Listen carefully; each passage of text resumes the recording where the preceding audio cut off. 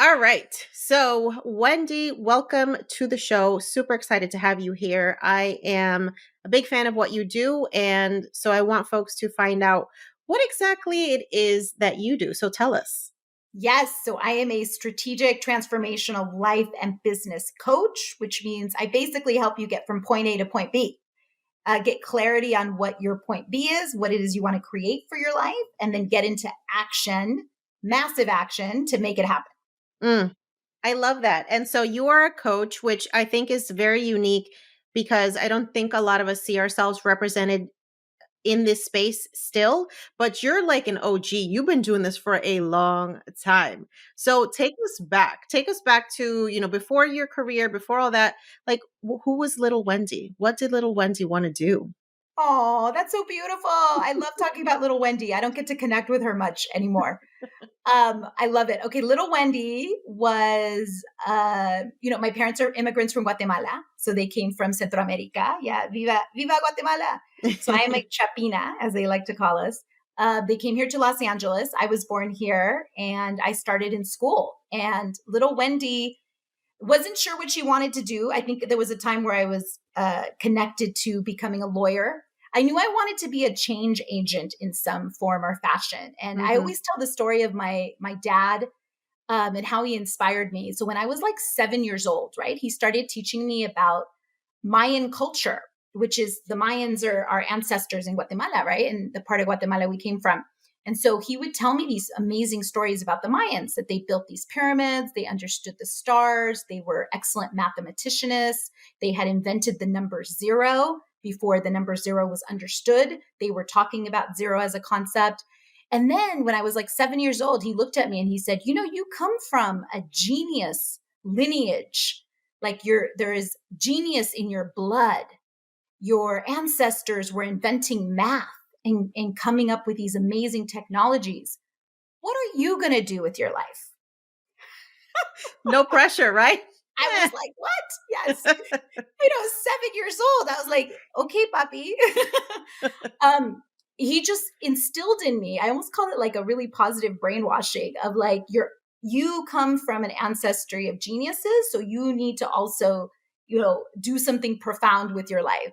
So I always had this calling of I needed to do something big. Of course, I wanted to help people. So I thought that was in nonprofit world is really what I started to aim towards in terms of college and graduate school. So I went to undergrad into graduate school to focus on becoming a leader in the nonprofit arena. And then I found myself miserable in that space and dealing with depression and anxiety. And I had had bouts of depression for most of my teenage life. And so then I found coaching, and coaching really saved my life. It really did. Wow. That's incredible. And I can so relate to this idea of feeling like you had it all figured out. And then when you did all the things you said you were going to do, you're just like, wait, this is not what I thought it was going to be. This is not how I thought I was going to feel. How does one start to reconcile those feelings? Because I can imagine there's a lot of internal conflict when you're like, oh shit, the thing I thought I was supposed to do is not the thing. Now what do I do? It's an existential crisis. It is, right? And I remember being pissed off because everybody had told me, ¿verdad? Like, these are the 7 things you do, and then you will have a happy life. Yeah. Yes. No, I did all 7 things. I checked off the list. I got good grades. I got into a good school. I got my degree. I got the dream job, what I thought was Hmm. like the dream position. And I was still miserable. So I was like, wait a minute. No, this is not fair. Damn it. I spent 10, 15 years of my life, right? And student loans that I'm still paying off now for that dream that wasn't real. It basically wasn't real. Mm-hmm. I had dealt with depression and anxiety for most of my teens, like I said, and I was actually diagnosed as bipolar in my 20s because I had bouts where I had a lot of energy and get a lot of things done, and then days in bed where I just could barely even get myself out of bed.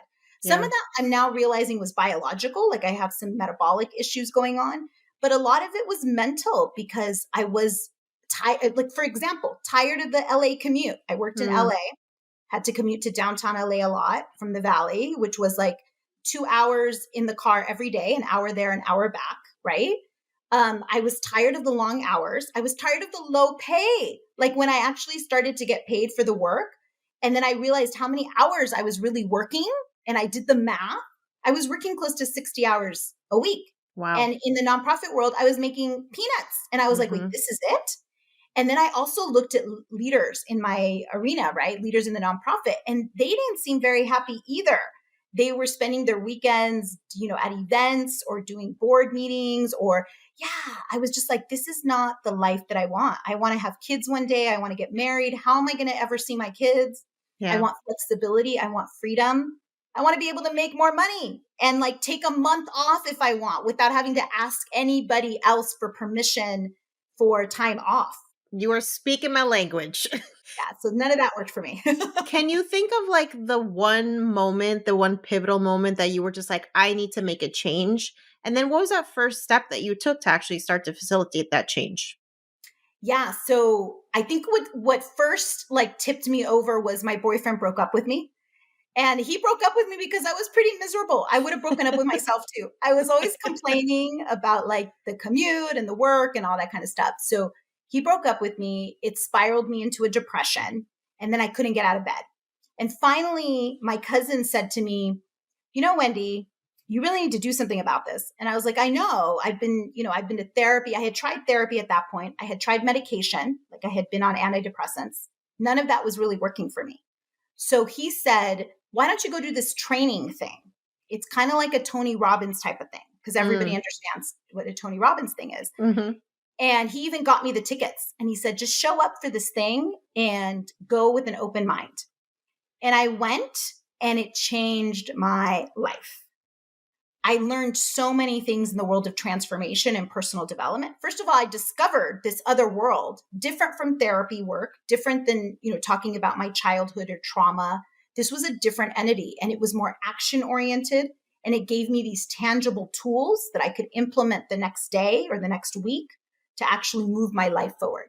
And that Mm. was the beginning of me falling in love with the coaching world. So it really was from a downpour of like, I couldn't get myself out of bed for 3 days. And somebody reached out. My cousin was like, girl, you need to take a shower and you need to show up.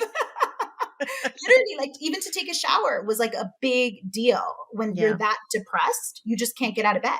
Yeah. So he was like, yeah, first you go take a shower and then you show up for this thing. And he bought me the tickets. I don't even think I would have bought the ticket back then. I wouldn't have invested. It was like $200. But even Mm. the thought of investing $200 in my mental health or my personal development, right? Yeah. That seemed outrageous. Like that was Yeah. like, that's what rich people do. Right. Personal development is not necessarily a topic that we talk about growing up.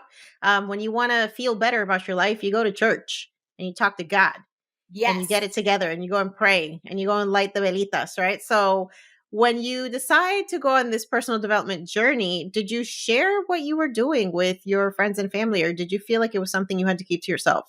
Ay, Dios mío. Okay, this is a good question. It reminds me of the drama that it was sharing it. So at the beginning, I was so excited that I was sharing it because I was like, listen, I found this thing and it's really working for my life. This is after I had done it for a couple of months. So I Hmm. had started to see that it was actually working for me. And I Yeah. wanted to share all the tools and everything. And the reactions I got were so negative. I mean, everybody from my mom to my tias to my friends were like, what is this thing that you're in? Oh my God, I think you're in a cult. Why are you talking that way? Why are you using those words? Um, what is this? If it's meant to be, it's up to me. What? What is that? Like, why are you even saying that? And then I was also super happy. And they hadn't experienced me in that sense of joy. They hadn't Mm, experienced joyful Wendy, right? Because they were used to depressed Wendy. And sometimes I think our family like likes to keep us in this space where they can control us. Like, absolutely. right? Like they're okay with you being a little depressed because then you're never going to leave the house. Mm, You're not going to really go after the thing that you want. You can stay with, that idea of misery loves company. You can yep. stay with other people that are also kind of living a mediocre life and are okay with Hmm. it.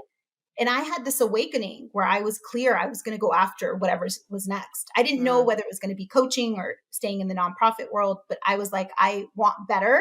I deserve better.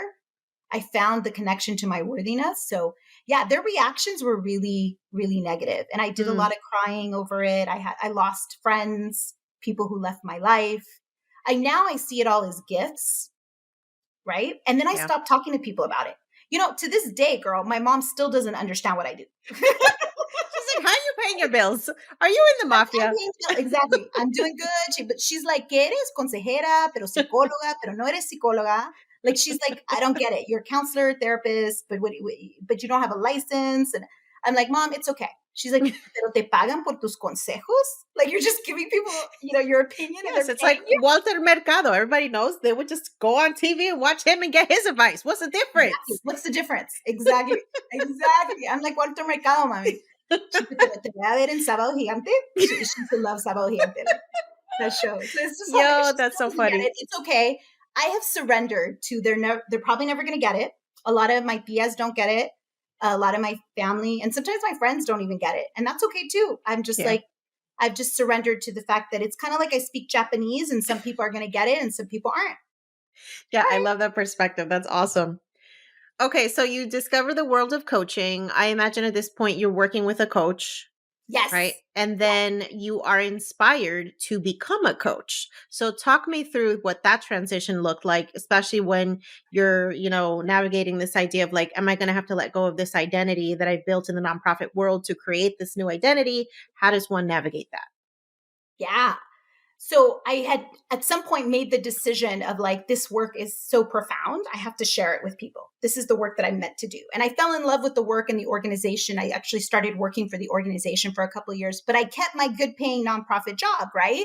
Because everybody was telling me, oh no, you can't leave, your career. I mean, you get insurance. I remember that was a big thing. Like, Right.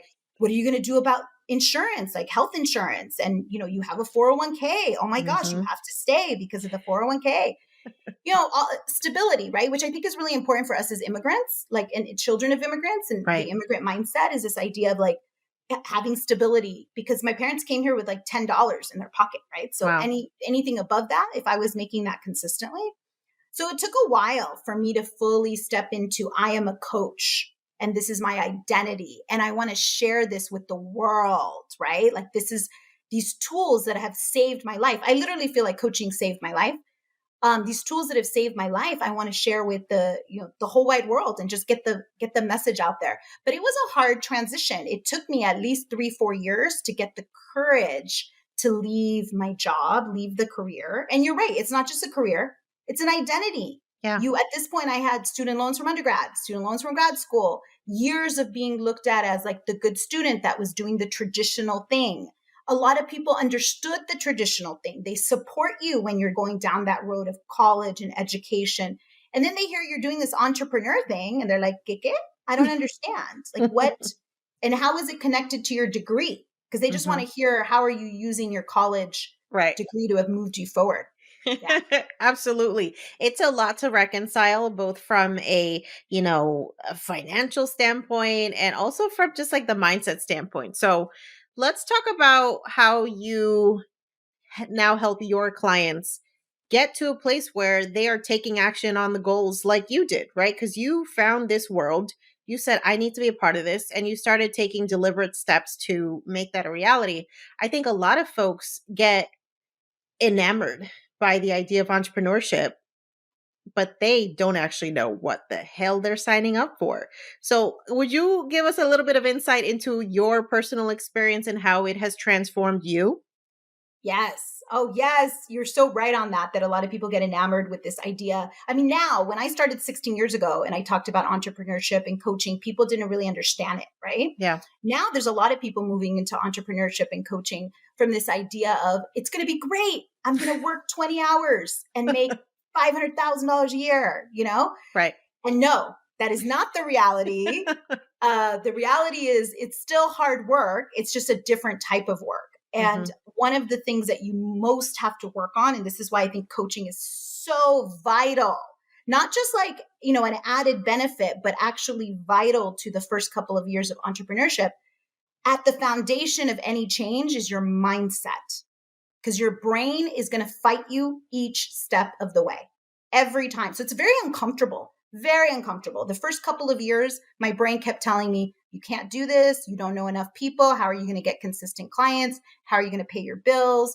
And then it got worse when I got married and when I had kids and when I had a mortgage. It was like the voice got louder and louder and louder. And so the mindset tools that I practice, and this is what I teach my clients, is how to manage that brain, that inner voice that is telling you, I can't, this is too scary, something bad's going to happen. What if I fail? And then you stay back and you don't move.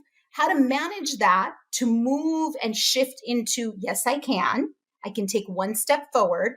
And if I fail, it's okay. I'll add it to my list of failures that led to success. I already know I'm going to fail like 100 times before I get it right. So shifting that mindset, that is a particular thing that I've gotten really good at.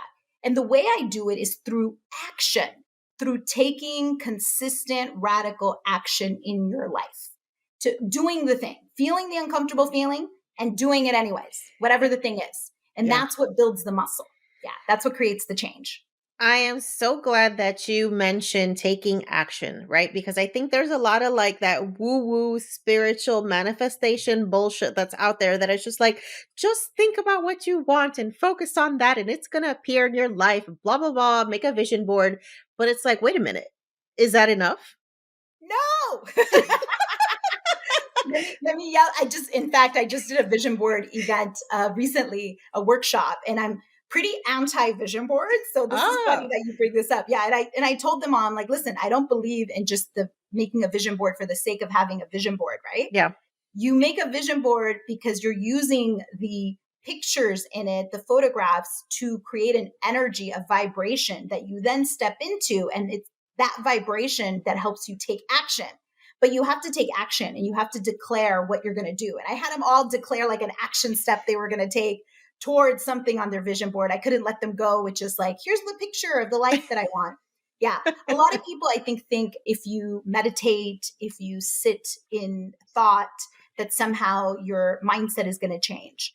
And this is what worked for me. What worked for me was taking action, and not just taking action once, taking consistent action. I'm going to say that word again, consistency, consistent action over time. And then what I did is I proved to my brain that I could do it.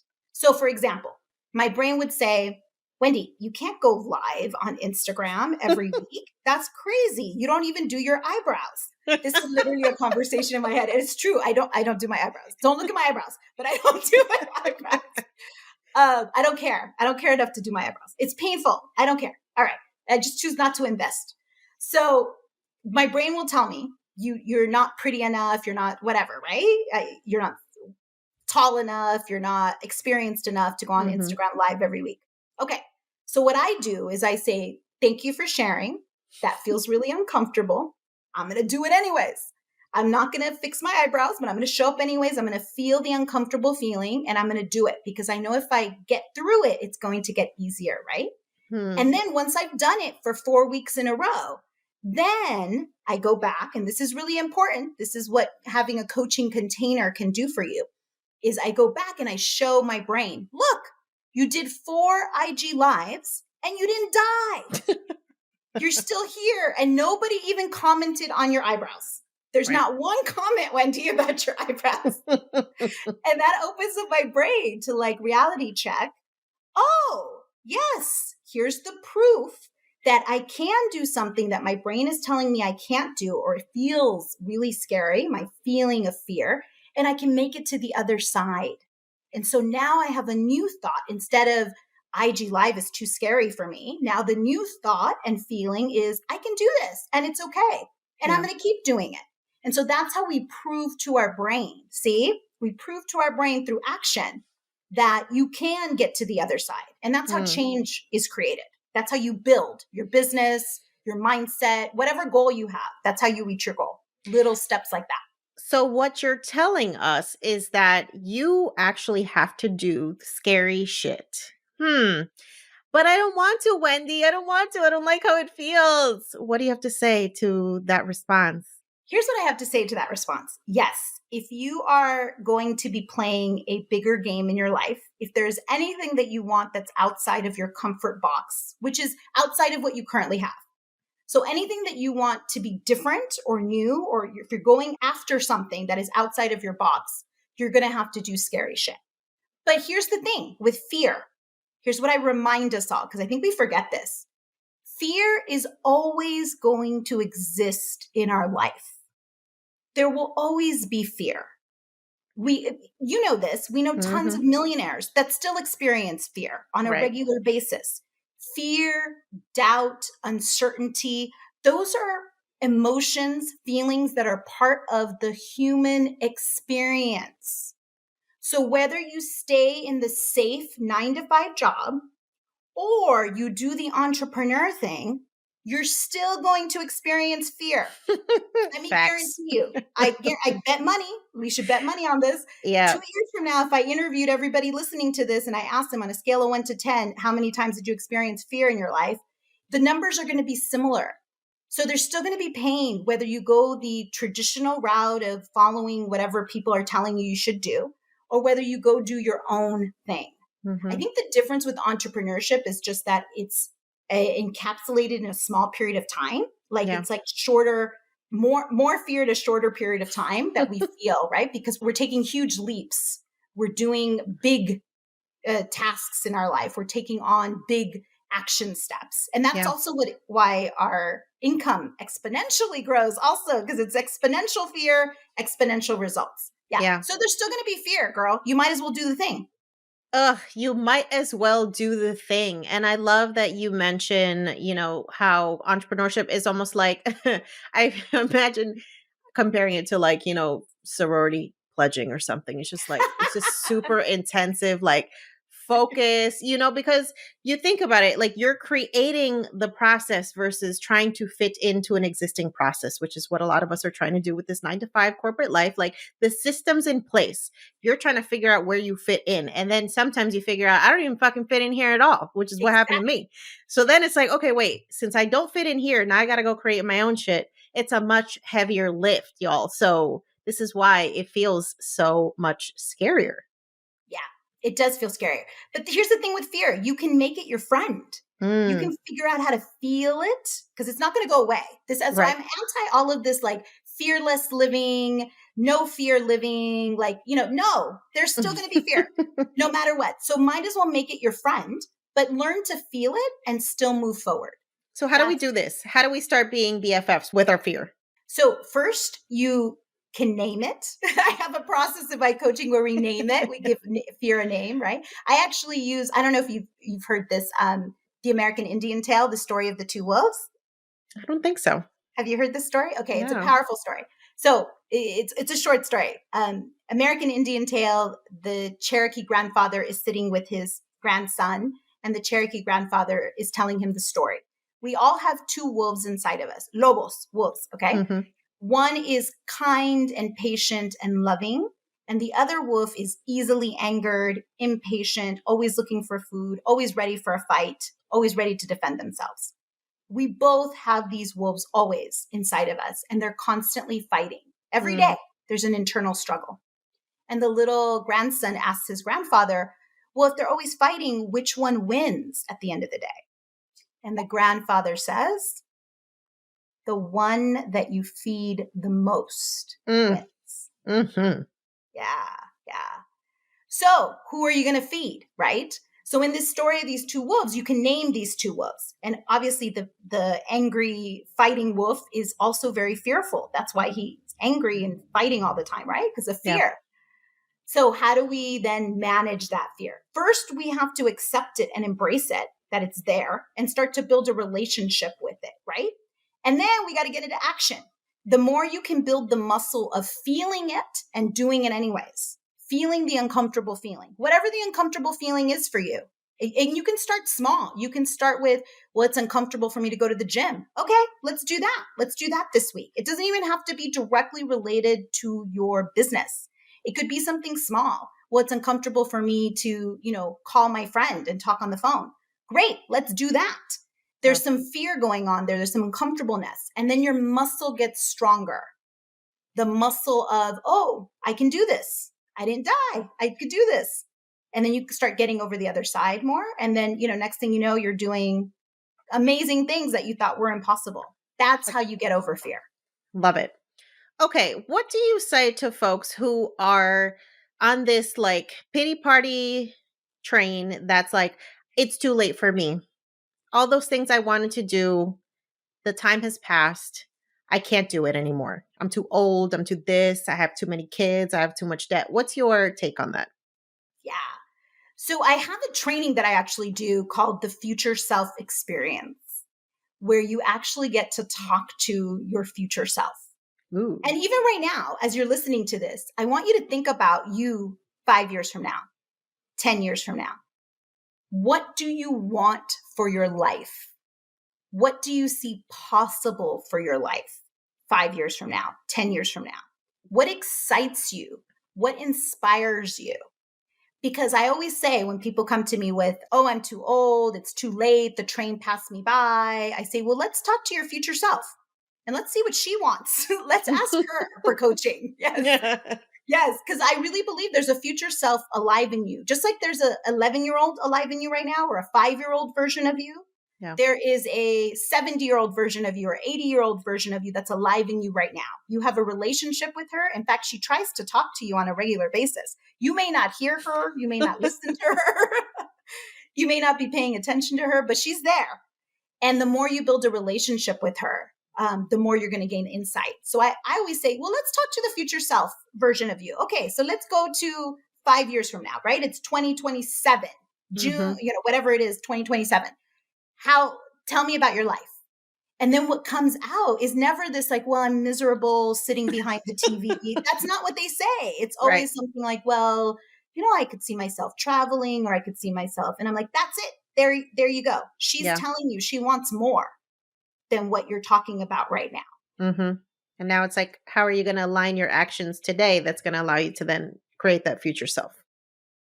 Exactly. I love it. Okay.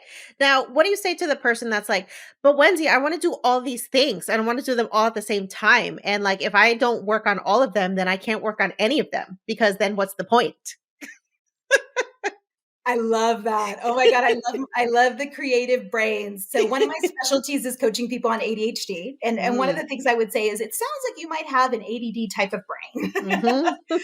that has a lot of ideas, which to me is a sign of intelligence. I was For telling you, sure. I was diagnosed with ADD. I think it's a sign of intelligence. It means your brain is processing very quickly and that you like to have lots of doors open, right? Right.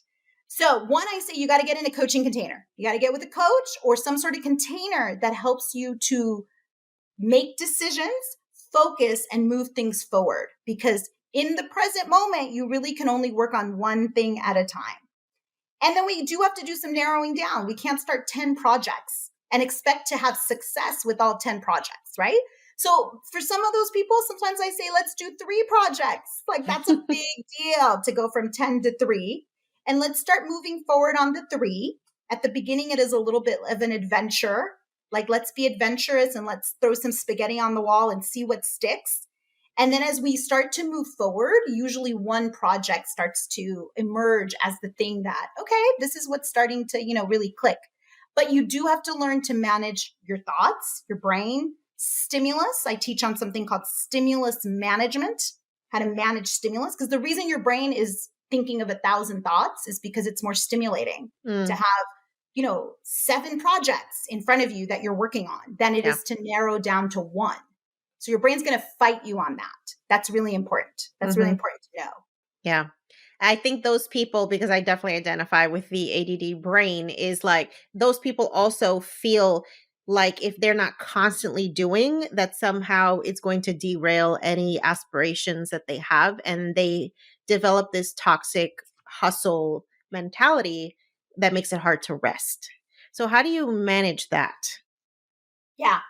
It's interesting because as I've moved in my entrepreneurial world into doing more groups and actually making more money and being more successful at affecting change in more clients and more women and more of the clients that I work with, I have more rest time because more rest is needed. Yes. Just like with anything, when you're building something, if you think back to those of you that are moms, when you had a child, it's a lot on your body. It's a lot of work, but it was also a lot of rest. It was laying down and taking naps. And when you were pregnant, right, it was getting ready to like give birth and if you were on bed rest, or there was just more resting time because your body was preparing for what was going to come, the birthing of this. The same thing with ideas. You absolutely need rest. In fact, inspiration comes when your brain is fully rested. That's so true. Yeah. So it's really important to have the rest time. So what I do with my clients, and we do this in Inspired Action Tribe, my group program also, is we specifically schedule out self-care or rest. For me personally, you want to hear what I do? This is Yes. shocking to people. Like, people are always like mouths drop, but I'm like, this is my life. I take a full day off from my life every 8 weeks. Ooh, yes. I take a full day off. And I'm talking about not just from work, from my kids, from my husband, from the housework, from everything. And I do whatever I want. If I want to stay in bed and watch Netflix, if I want to go to the beach and sit and journal, if I want to get a nice Airbnb for the day, whatever I want, because I've started to realize that if I don't take the day off consciously, my body will take it unconsciously. And then I end up, having a sick day or canceling or feeling like I'm mentally burnt out. Mm-hmm. So I schedule it in every 8 weeks. And I make sure, my kids are taken care of. I let my husband know. I'm like, I'm taking a Wendy day. Don't come into my room. Can you take the kids out of the house all day today? And I just exit my life for a day. So beneficial for my brain to rest, to be able, and I don't feel any guilt. This is what I hear from a lot of people, but don't you feel bad? You're taking a whole Sunday just for yourself? No, this is what I need. I absolutely 100% need to have this time off on a regular basis. Yeah. So I schedule it in. That's incredible advice. And so I started doing that too as an entrepreneur. I said, you know what? Ain't nobody gonna force me to do PTO if it's not me. So, we're taking PTO once a quarter. We're taking a week off because at that point, it's like, if I'm burnt out, that's my damn fault. It's not my boss's fault. It's not this, HR's fault. It's my fault because I'm not building that time off. So you have to be proactive about it. Because who's my boss? It's me. Let me check in with myself. Yeah, right. To see if I can get some paid time off. Yeah, I love that. I love that idea. Yeah. I like the whole week, girl. I'd like to work up to that. Let me work up to that. Listen, okay. I did 6 weeks off last year. Yes. 6 weeks off. And I'm like, I don't know if I could ever go back. Like, this is magical, just taking that pressure off of yourself, always having to achieve and do and do and do is something that I've been so accustomed to being a side hustler for 8 years before making the transition. And now I'm just like, I just want to be more. I just want to exist. I just want to enjoy the fruits of my labor and just not always be checking some shit off a box. Exactly. And everything starts from who you're being. Everything. One of the things I teach in coaching is be, do, have. For those of you that have never heard that, it's the concept that everything starts with your beingness, your thoughts, your feelings, and then you move into the doing. But really, we are human beings, not human doingnesses all the time. So we need the be part. And then the results are last. The results come from your thoughts and feelings, and then your actions, right? But who you're being is most important. I love that. Let's teach rest, man. We should have a rest boot camp, and we all get together and nap. All we do is nap. Sign me up, please. Sign me up for that. Okay. I want a retreat that is just literally we just sleep for 3 days. That's it. Yes. Everybody comes in their pajamas and we just stay in bed. Oh my God. I'm here for it. This revolutionary adult slumber party where we're just going to sleep. Okay. So I would love to know how your life has personally changed by becoming aligned with your purpose, right? Because I think that's something that a lot of us want, and we don't necessarily give ourselves permission to experience that. So I'd love for you to share how that has personally transformed you. Wow. I mean, everything in my life has transformed from the awakening of, you mean I don't have to do it this structured way? This way that my parents told me or that society is telling me. Mm-hmm. And even though I've already invested tons of money, time, and energy in building that life, I don't. And also realizing what really does make me happy, right? I looked at my vision board the other day because of this training that I did. And I brought out my vision board from 10 years ago, and everything on there has happened. Wow. Everything. In fact, everything on that board had happened 5 years ago. And so the immediate thought that I had now was, dang, Wendy, you were dreaming too small. You should have dreamt bigger. Which, I can only have that thought now, right? Yeah. From the place that I am. Yeah. Hmm. But really realizing, I mean, this is profound. And this is going to sound like, oh my God, everybody tells you this, but it's so true. You can create whatever you want for your life. Yes. You can create absolutely whatever you want for your life. It starts with your thoughts and the thoughts that you're thinking. So pick better thoughts, pick thoughts that are really going to move you forward. And then it starts with consistent action. I mean, that was for me, I needed the container of consistency and taking action every day towards my goals Hmm. and not giving up. That's it. That's the recipe, guys. That's it. Mindset, consistent action, and not giving up until you reach the goal. And Mm. once I realized, oh, there's a formula for this and I can do it, then it's like, I feel like I'm just starting now. Like Yeah. I've been unstoppable for the last couple of years in terms of just moving things forward, helping more people, teaching more people this, holding the container for them to practice this, right? Because of course, your brain's going to try to stop you. There's going to be mind drama. There's going to be other people. You're going to hit a bunch of walls. You're going to fail 100 times. You're going to want to quit. But the key is not to quit throughout the practice. So, I mean, everything I'm now talking to you from my dream home that I created because of the actions that I took over the last few years. I have 3 beautiful children. The twins totally came from my mindset work and manifestation work. I've done fertility stuff. I mean, all of that. I've created the life that I want. And it could all be gone tomorrow and I would be okay because it's Mm. not the physical things, right? It's the journey that I've been on. I Yeah. could create it again. That's the beauty. Once you learn that you really have control over your life, you can create whatever you want based on your thoughts. Even if all of this disappeared tomorrow, I could create the same life I have now again if I want to, because it Mm. was created from me, from my thoughts, from my energy. It would take time, but I could do it again. That is power. That is absolutely powerful. I want to know, how do you know whether you've just not given something enough time to blossom versus when you should walk away because it's just not working? Almost with everyone, I tell them you haven't given enough time. Okay. So, in my experience, entrepreneurs especially give up way too soon. Give up way too soon. So I ask, have you tried it 100 different ways? And I literally am like, show me the 100 different ways you've tried it. And they're like, Hmm. well, I've tried 20 different ways, Wendy. And I'm like, well, that's a lot, but let's get to 100. Let's get to 100. And even if you decide it didn't work, I'm going to pivot. What you learned from all of those failures, from all of that experience, from trying and figuring out this didn't work, that's going to be huge. But I'm a big believer that it's not trying to find the right puzzle piece that fits, it's making it fit, right? You're not looking for like a puzzle piece that has the exact fit, like, oh, this is the type of entrepreneur that I need to have, or this is the exact marketing that's going to work, or this is the exact product that I should be selling. It's more of, I'm a piece of Play-Doh and I need to find another piece of Play-Doh, right? The other piece of Play-Doh needs to mold into me.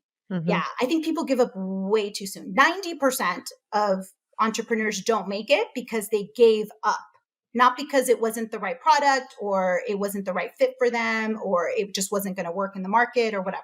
They Yeah. just gave up too soon. Yeah. I absolutely agree with you there. And I think it's a reminder of, again, you have to create that process. It doesn't exist. Like trying to retrofit somebody else's shit into what you're doing. You can take inspiration, you can take some hints, you can take some pointers, you can take a piece of their process.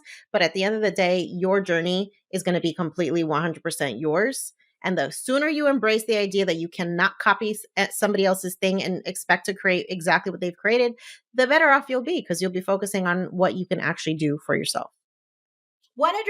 And that boils down to you being you, you Yeah, being connected to you. That's it. You get to yeah, be, authentically yourself, which you already absolutely. are. So I would love to know if you have a favorite mantra or affirmation or anything to that extent that is like the one thing that you lean on over all else. So I don't really love mantras and affirmations either. I don't love vision boards and I don't love affirmations only because they teach us that things are easy and simple Mm, and they're not easy yeah. and simple. There is no simple visual aid or simple mantra that you can say that's going to completely shift your brain, right? But I do believe in the energy behind a mantra or an affirmation and the vibration of that and where you feel that in your body and that moving you forward and that inspiring you. So I have a belief. It's like a mantra or an affirmation, but it is a really strong belief that I'm 100% responsible for my life. 100% responsible for everything that happens in my life, that has happened up until now, and everything that will happen in the future. The good, the bad, the ugly. It's all me. So no matter what my result is outside, I never point the finger at anybody else. Well, I try not to. I'm a human being. So, I mess up. If people mess up my order at Mickey D's, I do sometimes point the finger at the, at the woman behind the counter and be like, listen, I asked for French fries with no salt. These have salt. But usually I go back to pointing the finger at myself and say, okay, Wendy, where'd you miss the boat? What could you have done differently? Obviously, you didn't communicate clearly to this McDonald's woman that you wanted no salt because it didn't land with her. So I really try to, stick to looking inward and shifting myself into whoever I need to be to get the result outside in the world that I need versus going into victimhood mode, right? Of, oh, it's society. Oh, it's the school system. Oh, it's the patriarchy. Oh, and all of that exists. It's just not a powerful stance to have in life, to come from a place of life is happening to me. That doesn't make me feel empowered. That doesn't inspire me. Life is happening to me. So my belief is, no, I'm creating life in everything that I do. I create all of my results. So if I had one mantra, it would be, I'm responsible for it all. From an empowered place, by the way, not from a like, oh man, that's a lot of responsibility. No, I love that perspective. And I think it's how a lot of people that I have seen achieve success live their lives, right? Like it's understanding that, yes, there are societal things at play, there are cultural things at play, there's the patriarchy and the government and all that stuff, but there's so much power in what you can do as an individual person. And when you focus your energy on that, it's a really powerful a powerful energy to show up in the world with. So, yes. It's also where growth lives. It's also where yes, growth is, right? It's looking at yourself and shifting yourself into who you need to be. And growth absolutely. is so powerful. Yeah. Absolutely. Wendy, I love this conversation. Love everything that you're about. And I want folks to be able to find you, follow you, find out about all the ways that there are to work with you. So please tell us where we can find you and how do you connect with your, potential clients and what do you work on these days? Yes, yes. Well, right now we have Inspired Action Tribe, which is my group coaching program. And so that should have the doors open either now or soon. The doors should be open. You can find me on Instagram. So if you follow me at Wendy Amara, that is my Instagram handle at Wendy Amara. And then you can also go to my website to find out more information about workshops, trainings. I do a webinar called The Future Self Experience. I also take on a few private clients at times. And I also have a mastermind. The mastermind is by invitation only. I'd have to get to know you a little bit, but definitely hit me up. I offer free 30-minute consultations. If you want to know any information about me, my website is wendyamara.com. So you just go to wendyamara.com and you can fill out an information form to do a free 30-minute introduction session with me. And definitely DM me on Instagram. Follow me and DM me on Instagram. That's where I'm the most active these days. I love it. Wendy, thank you so much for being a leader in the coaching space, especially as a Latina. I think we need so many more faces and women who we can really connect with, not just on, a surface level, but just having that cultural understanding and nuance of the unique things that we struggle with as part of our community. I think it's such a powerful asset that you have as a coach. And I just love everything that you're doing. So kudos to you and all of your success and all the work that you do to transform lives. Thank you so much. Thank you for this opportunity. Thank you for the work you're doing. Yes, you are my sister in transformation. And, we're on the same path for Thank sure. you.